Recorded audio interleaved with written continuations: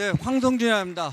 솔직히 이렇게 많은 분들 앞에서 나선 기회가 별로 많지 않아 갖고요. 전 조그만 모임에서 막 했고, 제가 출석하는 교회는 한 교인 80명 정도 돼 갖고 아주 좀 조그만 교회입니다. 그래서 좀 약간 떨리네요. 떨리고 워낙 많으신 분이 있고 또 젊으신 분들이 많은 것 같아 갖고 무슨 얘기를 해야 될지 모르겠는데요. 제가 오늘 예배에 와서 참 여러분은 복되다.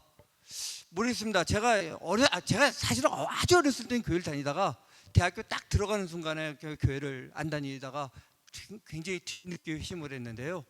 제가 그 어렸을 때 다닌 교회를 뭐 비판하는 건 아닌데, 저도 이런 교회에서 이렇게 목사님 말을 듣고 기독교적 세계관을 무장했으면 대학교 가서 좀 헤매지 않지 않았을까? 뭐 모르겠습니다. 뭐 이런 생각을 해봤습니다. 그래서 제가 들려줄 얘기는요. 제가 이제 올해 이제 한갑이 됩니다. 그러니까 이제 여기 앞에 계신 분들 보면은 제 딸보다도 훨씬 어리거나 젊으신 분들 많은데, 그냥 제가 이 못난 사람이 어떤 고민을 했는가, 이 헛똑똑이라는 말이죠. 헛똑똑이. 소위 말해서 제가 공부는 잘했습니다. 뭐 공부 좀 잘 생기지 않았습니까? 제가 여러분한테 아주 재수없는 소리 할게요. 특히 입시에 이런 거. 제가 고등학교 친구들한테 되게 욕을 먹었어요. 왜 욕을 먹었냐? 요즘엔 뭐라고 하죠? 요즘에 수능이라고 하나요? 우리 때는 그 학력고사였어요. 학력고사 시험 보고 나오면은 저거 망했다 난리가 나잖아요. 전 그랬어요. 야, 이거 출제위원을 너무 조롱한 거 아니야? 이거 다 맞으면 안 되는데 왜 틀린 게 없지? 그러고 나왔어요. 약간 웃자고 얘기하는데 모든 농담에 약간 뼈도 있습니다. 그래서 야, 이거 전국 수석했으면 어쩔 뻔했지? 근데 다행히 전국 수석은 안 했습니다. 근데 제가 뭐 만족한 성적은 나왔고요. 이렇게 아주 건방이 하늘을 찌르는 거예요.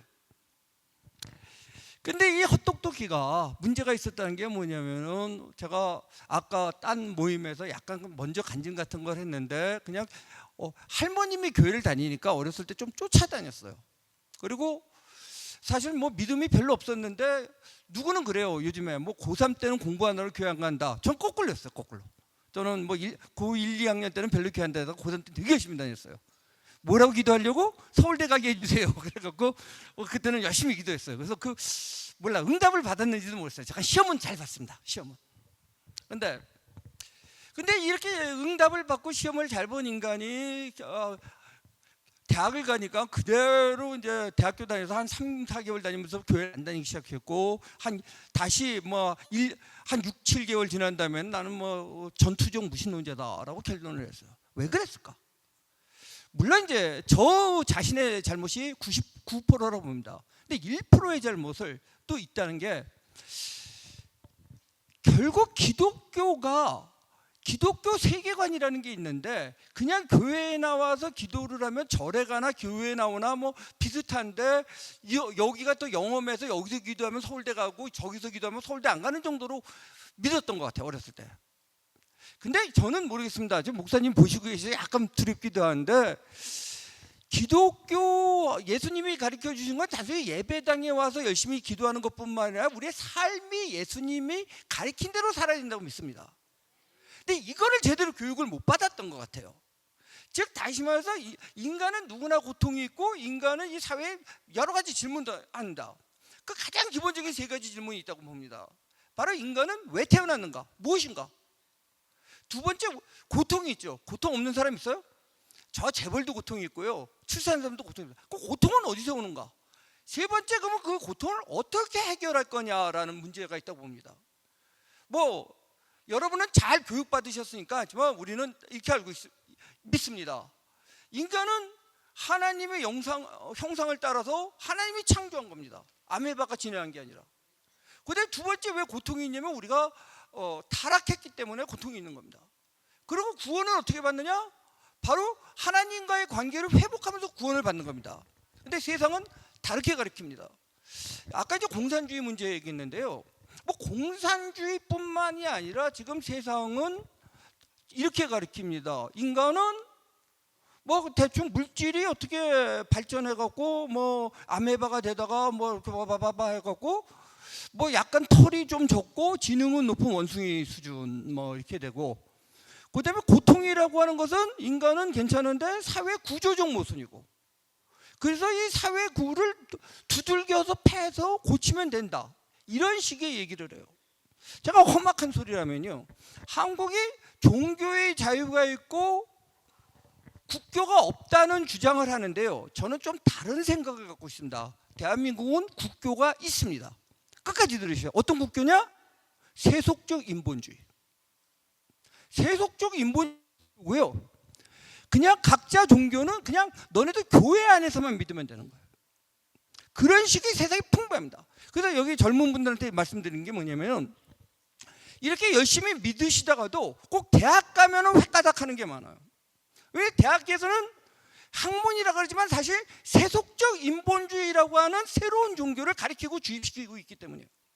그 세속적 인본주의의 가장 극단적인 형태가 사회주의 공산주의지만 거기까지 안 가더라도 세속적 인본주의로 가르치는 거예요. 제가 여러분한테 하나 물어보겠습니다. 인간이 왜 존엄하죠? 인간을 죽이면 왜 안 돼요? 아까 목사님 막 마이크 들이대고 그러는데, 그때 좀 놀랐어요. 여러분들 신앙심이 좋다. 나도 도망갔을 것 같은데, 내가 옛날에 그랬으면. 그래서 뭐 직접 마이크 안 드리겠습니다. 만약에 세속적 인본주의적 논리라면은 사람을 죽이면 안 되는 이유를 찾을 수가 없습니다. 뭐 법이 정했다? 법이 뭡니까? 계약이에요. 하나님 말씀이 아니라. 속이면 어때? 들켜서 감옥 갈까봐 무서운 거 빼놓으면 왜 죽이면 안 되죠? 우리가 닭 잡아먹잖아요. 물론 닭 보면서도 모가지 비틀면 안타깝다고 생각하시는 분도 있지만 잡아먹는다 죄는 아니죠. 사람은 왜 죽이면 안 돼요?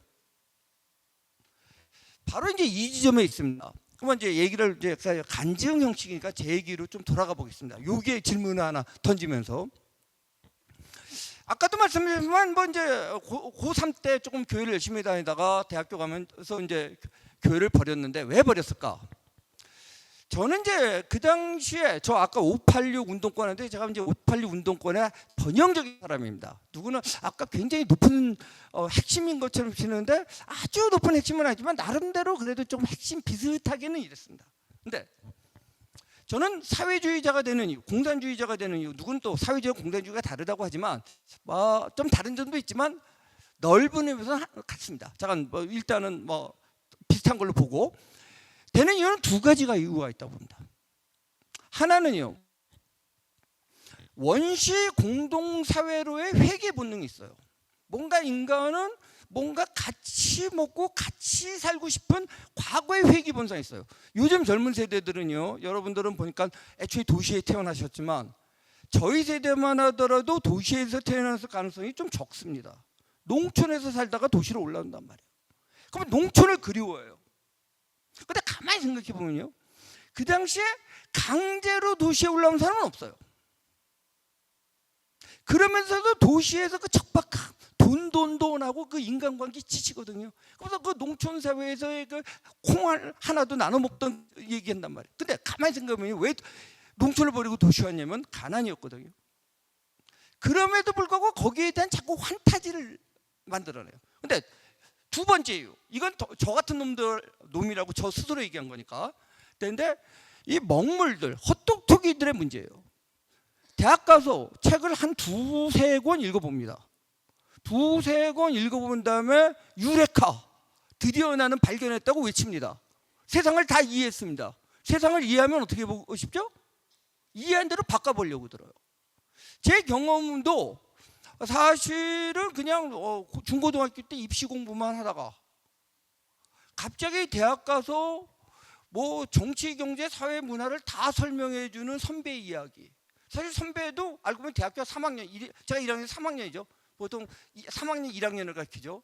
뭐 책을 읽어야 몇 권 읽겠습니까? 근데 그 몇 권 읽고 세상을 발견했다고 이제 세상을 개조하려고 들어요. 자, 여러분, 진보 그러면 좋은 말입니다. 진보 자체는 좋은 말이에요. 뭐든지 단어는 좋지 않은 말이 없어요. 근데 주의자가 들으면 항상 조심하십시오. 무슨 주의. 진보주의라고 하는 것은 인간의 이성으로 세상을 파악하고 그걸 통해서 자기가 발전시킬 수 있다는 논리예요. 근데 인간의 이성으로 세상을 바꿀 수 있다? 물론 조금 더 나아지는 것도 있지만 굉장히 위험한 생각일 수 있습니다. 제가 그 얘기를 해보겠습니다. 저는 이제 서울대학교 정치학과 83학번인데요. 뭐 들어가자마자 이 말하면 또 큰 문제가 되는데, 그 당시 뭐 누구 보고 대학교 공부 안 했냐 그러는데, 저는 대학교 4학년 때 신기한 걸 발견했습니다. 대학교 4학년 때 수업을 한 번도 들어가 본 적이 없고 레포트를 낸 적도 없고 시험을 봐본 적도 없는데 성적표가 나오더라고요. 그래서 사실 뭐 그 당시에 586이 어떤가 실태를 내요. 여러분은 부러워하는 사람도 있더라고요, 이 말 들으면. 그래서 나중에 보니까 교수가 알아서 학점을 줬대요. 뭐 뒷얘기에 의하면은 저 자식 낙지해갖고 붙어있으면 도굴 아프니까 빨리 그냥 졸업시키자 그래갖고 학점을 줬다는 얘기도 있고 그런데 딱 그 시절이에요. 수업을 하던 적이 없던 시절이에요. 그리고 이제 두 번째 얘기는 뭐냐면은 그 당시 학생운동이 요즘 영화라든지 그런 걸 보면 갑자기 뭐 술 한 잔 먹고 화가 나서 뭐 전두환 독재를 때려잡자 이런 식으로 영화 같은 데 그려지고 있는데요. 솔직히 그 당시 학생운동 핵심들이 보면 진짜 하품 나오는 얘기입니다. 그런 일은 절대로 없었습니다. 적어도 80년대 중반에는. 70년대는 좀 있었다고 해요. 왜냐면 워낙 조직적이었기 때문에. 쉽게 말해서 이게 어디부터 설명드려야 되지 뭐지만 제가 대학교 한 3학년 4학년 때 하루에 4시간 이상을 잡은 기억이 별로 없습니다. 학교 나간 적도 없고 오로지 혁명 사업을 위해서 뛰었습니다. 그거 굉장히 바쁩니다. 뭐 솔직히 말해서 뭐 수천 명 되는 뭐 이런 조직을 거느리고 지휘한다는 게 온갖 일이 생깁니다, 사실은. 그러니까 직업적 혁명가였다는 거예요. 그리고 이 얘기가 어떻게 이해될지 모르지만 서울대학교 경우에 1년의 시위가 진행되는 거는 이미 85년 말에 86년도에 1년치 시위가 다 계획이 되는 거지, 중간에 어떤 놈이 뭐 술 한 잔 먹고서 나 데모 주동해봤다, 이건 판타지 소설이었습니다, 당시.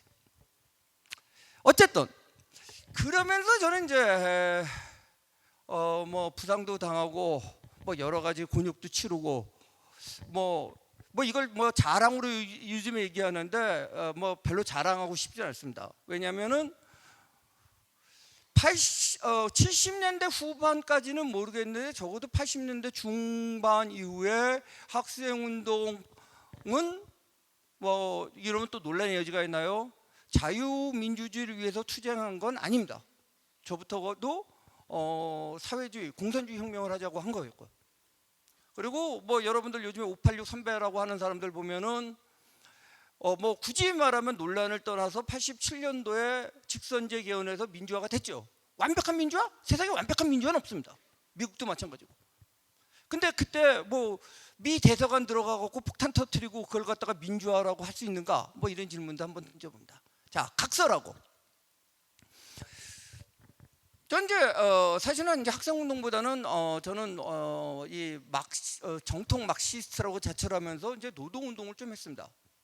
뭐 그래서 맨 처음에는 이제 봉제공장 가서 일하다가 그다음에 선방공으로 일하고 그다음에 자동차 공장에서 일하고, 그래서 참 구박 많이 받았습니다. 제가 이런 말하면은 웃어달라고 하는데도 별로 안 웃는데 제가 생긴 거 보면 그 일을 잘하게 생기지 않았죠.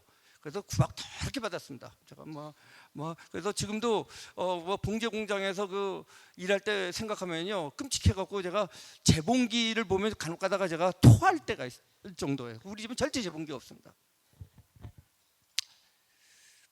그러다가 이제 소련이라는 데, 러시아가 아닙니다. 소련에 들어갔다가 이제 한국에 좀 못 나오게 되는 상황이 발생을 해갖고 소련 생활을 했습니다.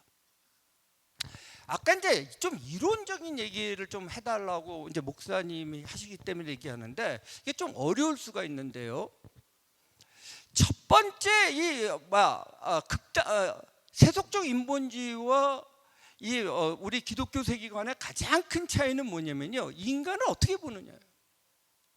인간이 하나님이 만들어진 거냐 아니면 우연에 의해서 그냥 생겨난 거냐라는 질문. 제가 여러분한테 질문 하나 할게요. 만약 우연에 의해서 생겼으면요 존엄성이 있습니까? 사실 서구 민주주의 심지어에서의 인간의 존엄성의 바탕은 기독교입니다. 만약 그게 아니면요 약육강식, 여러분 사슴 잡아먹는다고 문제가 있어요? 혹자는 이런 분들이 있어요. 뭐 공산주의자들이 왜 이렇게 잔인하냐, 그렇게 막 사람 죽이느냐. 자, 이런 소리를 하게 됩니다. 여기 인원만 다 죽이면은 우리가 잘 산다. 다 죽이자. 투표를 결정하자. 어떻게 되죠? 이길 수 있어요. 이게 이해가 안 되면요. 역사 어떻게 공부하셨는지 모르지만 히틀러 공산 중에 히틀러의 예를 들어보겠습니다. 여러분 히틀러 그러면 이제 하도 유대인들이 그 영화 많이 만들어서 아이슈비츠 가스실 뭐 이런 거 많이 아실 겁니다. 독일에서 가스실을 만들어서 제일 먼저 죽인 거는 유대인이 아니에요. 누굴 죽인 거죠? 아시는 분 혹시 없어요? 지체 부자유 아동이에요. 자, 냉엄한 얘기해 봅시다. 인간의 존엄성, 생명의 귀함이 없다고 했을 때 지체 부자유 아동들은 사회의 부담입니다. 이 소수의 부담을 없애버려서 전체 사회가 행복해지면 좋지 않겠냐는 이론. 당시에 독일의 다수가 그걸 지지했습니다. 히틀러요, 쿠데타 혁명으로 권력 잡지 않았습니다. 투표함으로 이겼습니다. 혹자는 이래요. 자기 지체 부자유 아동을 내준 엄마 아빠가 그래요. 몰랐다. 죽일 줄까지는 몰랐다. 여기에 대해서 의문이 있습니다. 아니, 죽일 줄 몰랐다고 치고 그러면 나중에 한 6년 지난 다음에 까지 찾아보지도 않았어? 전쟁이 끝나고 그때 이제 확인한 거야? 그러면 100% 가스실로 보내는지 몰랐지만 이걸 국가가 처리해 줄 거라고 믿은 거예요. 국가한테 맡겨버리고 눈치 있었던 거예요. 히틀러만 악이 아니라 그 당시에 독일의 그 악의 평범성이라는 말 나오죠. 악의 진부성. 그게 지배한 거예요. 자, 우리 사회도 보세요.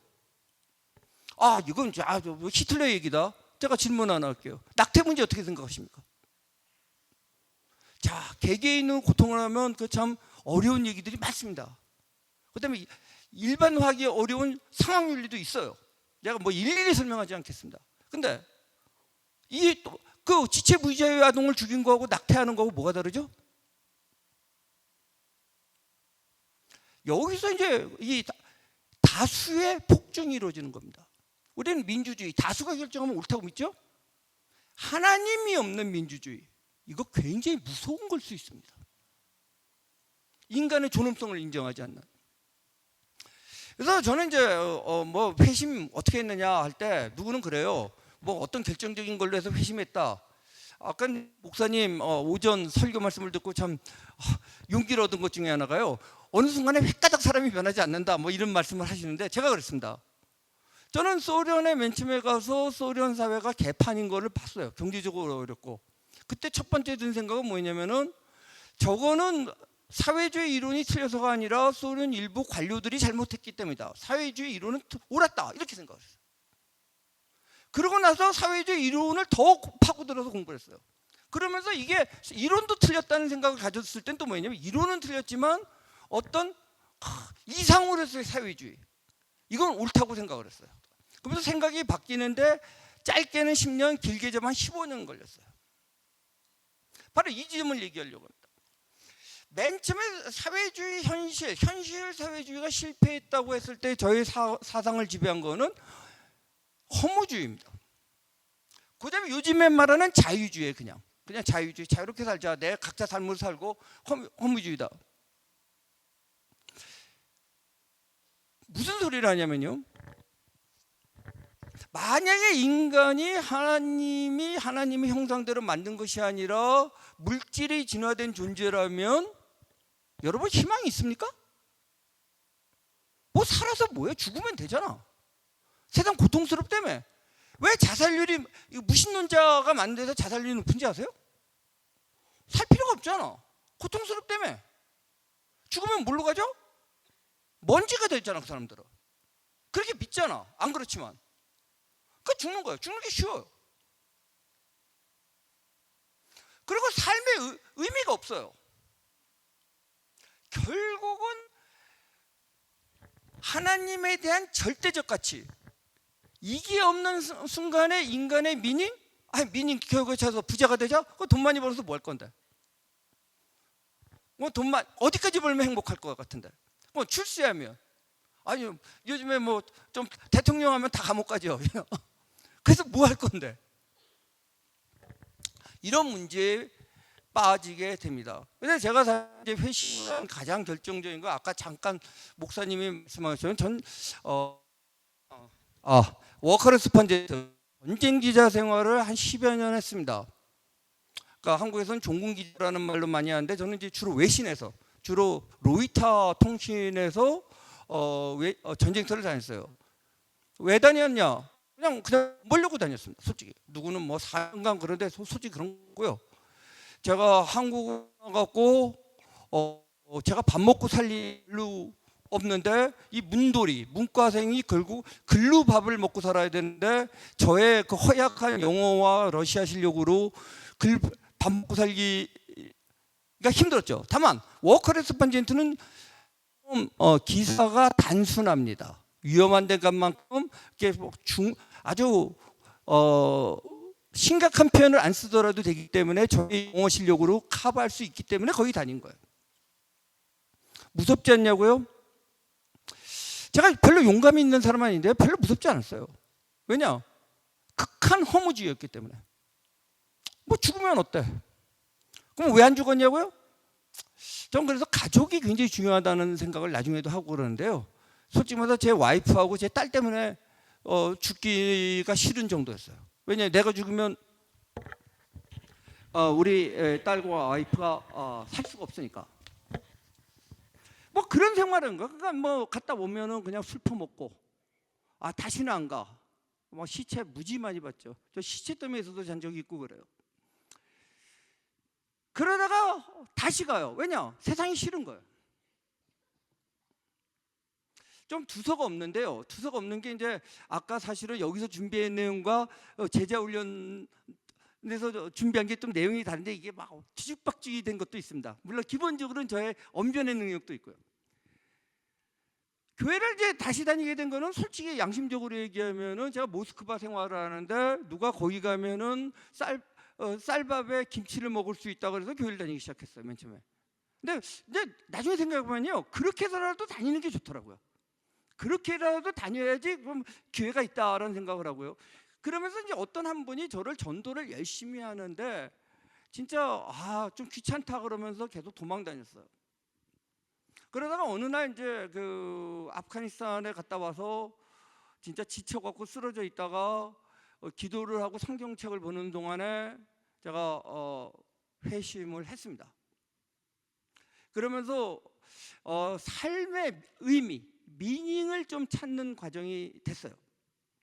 그래서 제가 여러분한테 말씀드리고 싶은 거는 성경 말씀 잘 하면서 단순히 교회에서 예배하는 거 이거 중요하지 않다는 얘기 아닙니다. 저처럼 그냥 예배 끝난 다음에 김치를 먹을 수 있기 때문에 교회 다닐 수도 있어요. 맨 처음에. 그렇지만 결국은 자신의 전체 삶 속에서 이 성경적 말씀으로 봐야 된다는 거죠. 목사님 아까 설교 말씀과 약간 다를 수 있지만 목사님이 안 되시더라도 결국은 성경 말씀대로 사는 속에서 의미를 찾아야 된다고 생각합니다. 그러면 제가 이제 약간 어려운 얘기를 좀 하겠습니다. 요즘에 뭐 진보 보수 이런 말들을 많이 하는데 한국에서는 이제 이게 여러 가지 현실 정치와 엇갈림, 그러니까 이게 엮이면서 다양한 해석들이 나와요. 그래서 제가 이제 소위 말하는 그 영어로 제가 좋아하는 이유가 뭐냐면은 한국어로 번역했을 경우에 뉘앙스가 달라지는 게 많습니다. 예를 들어 보겠습니다. 여러분들 자유라는 말 아시죠? 자유 싫습니까? 좋습니까? 자유 싫으신 분. 첫 번째 제가 질문 하나 얘기하면요. 한국어에는 자유가 있는데 조선어에는 자유라는 말이 없었습니다. 여러분 사극에서 자유를 위해서 싸운다고 하면서 칼 뻗고 뛰어가는 거요? 거짓말입니다.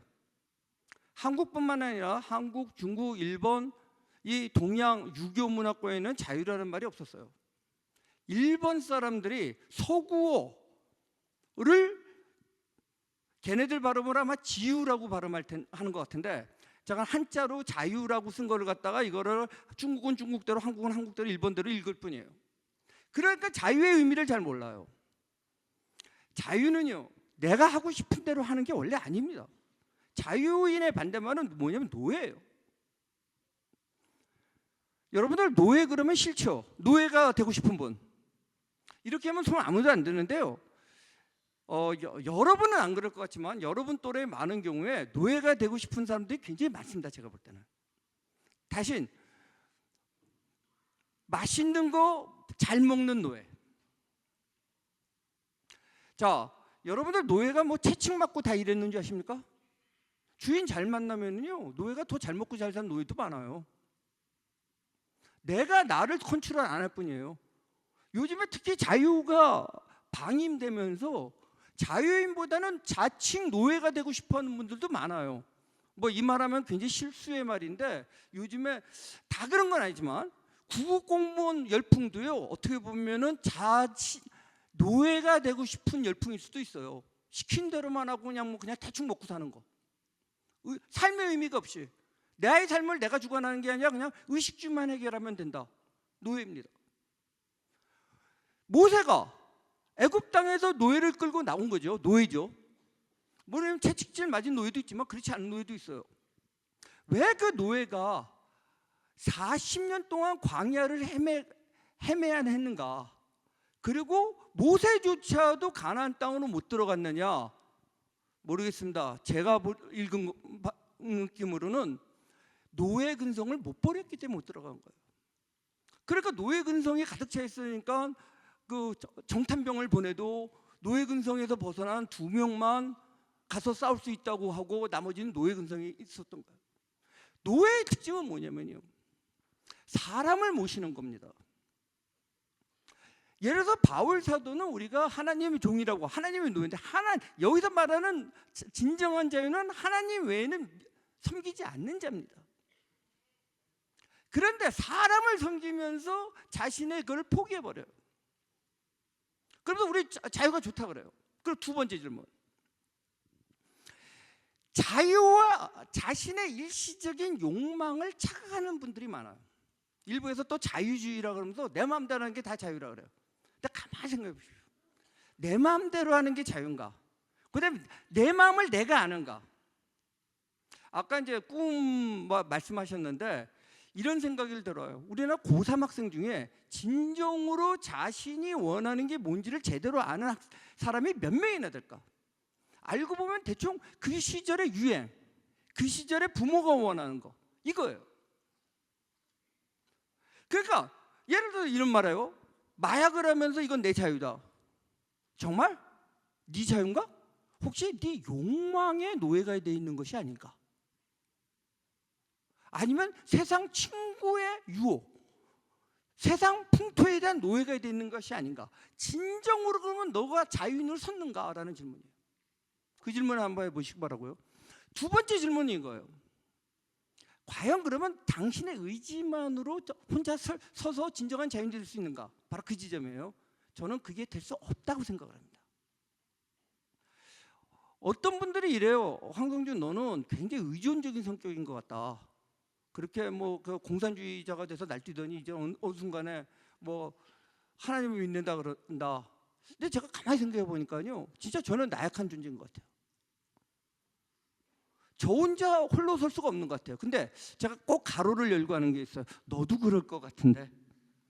그리고 가로도 닫아요. 과연 진짜 자기 혼자 자유롭게 홀로 설 수 있을까? 전 그게 없다는 게 기독교 사상이라고 봅니다.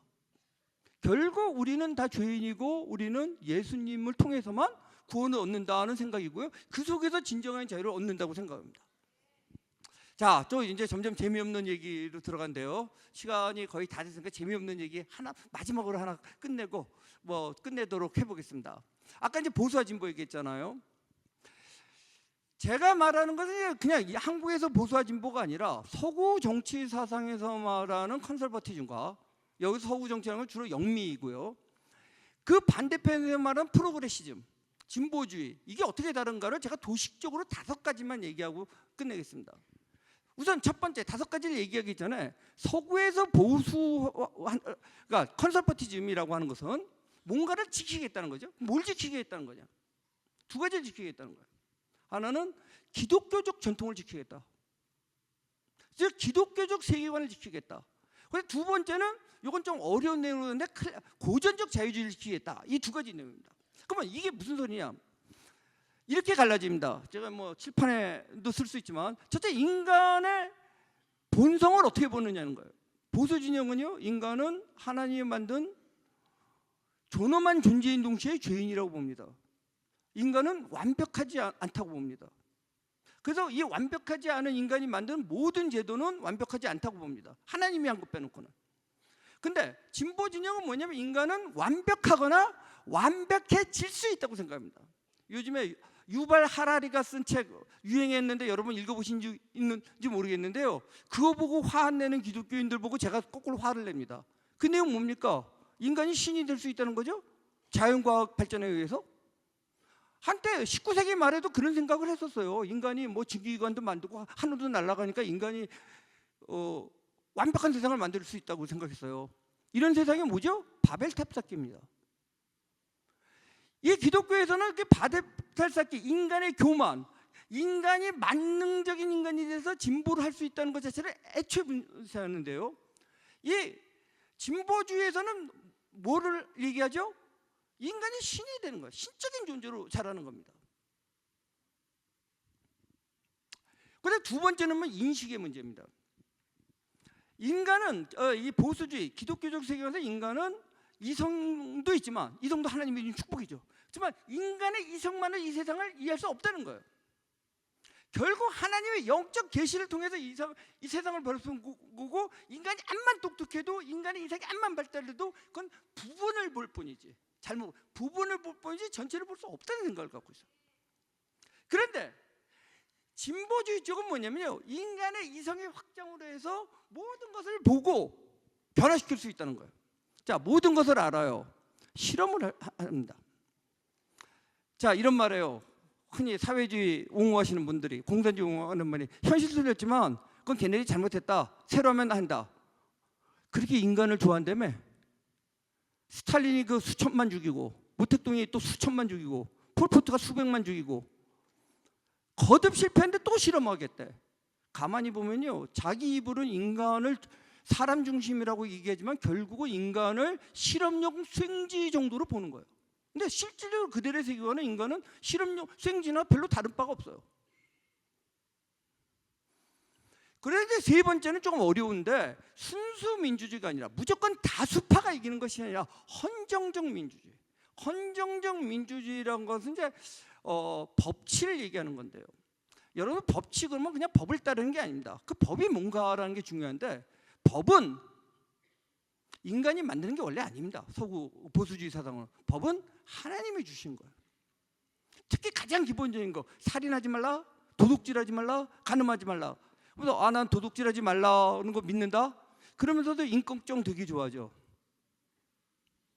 인권정 도둑놈입니다. 잘 생각해 보세요. 굉장히 반기독교적인 도둑놈입니다. 그리고 그게 미화가 돼요. 그러니까 부자 거 뺏어서 나눠주면 된다고 생각을 해요. 왜 기독교 사상에서는 부자가 자기가 벌었기 때문에 하나님의 은혜를 받아서 이만큼 부를 축적했기 때문에, 성실하게 했기 때문에 그걸 이웃한테 나눠줘야 돼요. 그럼 그 사람이 하나님의 영감을 받고 하나님 은혜 속에서 나눠주는 거지, 국가가 총칼로 뺏어서 나눠주는 건 아니에요. 그래서 네 번째는 뭐냐면은 그 자유시장 원리예요. 뭐 길게 얘기해요. 다섯 번째는 그 공동체에 대한 가치인데, 아까 질문이 이런 게 나온 게 있어요. 뭐 아까 뭐 꼭 이 공산주의, 사회주의하고 뭐 꼭 기독교가 다르냐, 뭐 이런 비슷한 질문이 나왔는데, 형태적으로 약간 원시 공동체적인 거 볼 때 초대교회 모습이 그 비슷한 게 있는데요, 가장 결정적인 게 있습니다. 그 공동체는 하나님의 영광과 사랑 속에서 베푼 거예요. 근데 공산주의는 몇몇 특급 엘리트들이 나는 다 깨달았으니까 이 우매한 대중을 위해서 국가의 권력으로 뺏어서 나눠주겠다는 거예요.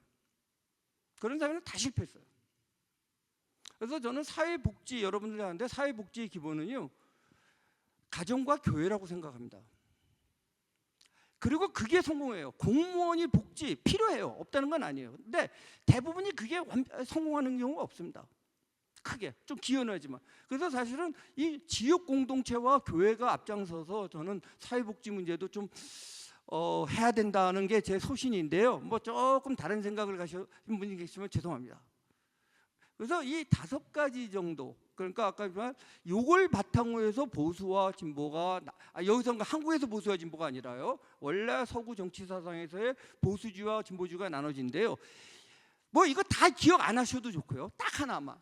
서구 영국, 미국에서 보수주의라는 거는요, 바로 기독교적 세계관. 인간은 하나님이 존엄하게 만들었고 그렇지만 죄인이다라는 사고고요. 저쪽은 인간은 그냥 무생물이 어쩌다가 만들어졌고 완벽해질 수 있다, 신적인 존재가 될 수 있다라는 사고라는 것. 이 정도 말씀드리겠습니다.